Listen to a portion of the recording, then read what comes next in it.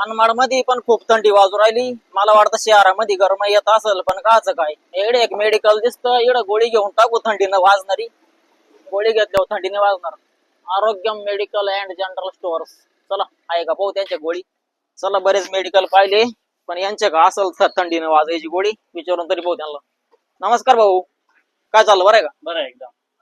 बोला सचिन भाऊ, काय पाहिजे तुम्हाला, काय सेवा आमची? भाऊ आपल्याला अशी गोळी द्या की जी खाल्यानंतर आपल्याला 4 महिने तरी थंडीने वाजली पाहिजे. तुमच्या काय का अशी गोळी? हो आहे ना, आपल्या मेडिकल मध्ये सर्व प्रकारच्या गोळ्या आहे. तुम्हाला एक अशी गोळी देतो की जी तुम्ही खाल्ल्यानंतर गोधडी सुद्धा पांघरायची गरज पडणार नाही, किती पण थंडी वाजू द्या तुम्हाला.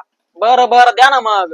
अहो थंडीमध्ये उघडच फिरत असतं हे कार्ट, तरी घालीत असतं ते 2-2 शर्ट. अहो खूपच आहे बरं का आमच्या का गारठ. अहो सचिन भाऊ, आमच्याकडे अशी गोळी आहे की ती तुम्ही जर एकदा खाल्ली ना, तुम्ही गार पाण्याने जरी तुम्ही आंघोळ केली तरी तुम्हाला थंडी वाजणार नाही. अशी भारी गोळी आहे आमच्या मेडिकलची, एकदा घेऊन तर पहा तुम्ही. अहो काय बोलताय भाऊ तुम्ही, इतकी पॉवरफुल गोळी कधी? गार पाण्याने आंघोळ केली तरी थंडी वाजणार नाही? अहो द्या मग लवकर, अशीच गोळी पाहिजे आपल्याला. मग काय करायचं, द्यायची का सचिन भाऊ? हो मग द्या ना भाऊ, कशाला टाइम करत्या?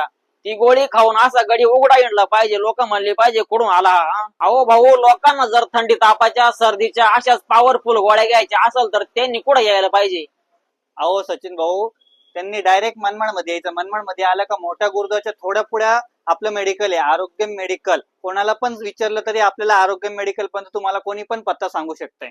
त्यांना पण आपण अशी भारी गोळी देऊ की त्यांना 4-5 महिने थंडीच वाजणार नाही. जशी तुम्हाला दिली होती ना तशी त्यांना देऊ आपण. एकदा तुम्ही येऊन आणि घेऊन तर बघा आपली गोळी. बरं बरं चला येऊ का भाऊ, आता ही गोळी खातो. मला किती दिवस थंडी वाजणार नाही काय माहिती आता. अहो सचिन भाऊ, तुम्हाला 4-5 महिने थंडीच वाजणार नाही, बिन फिकर राहा, ही माझी गॅरंटी डायरेक्ट.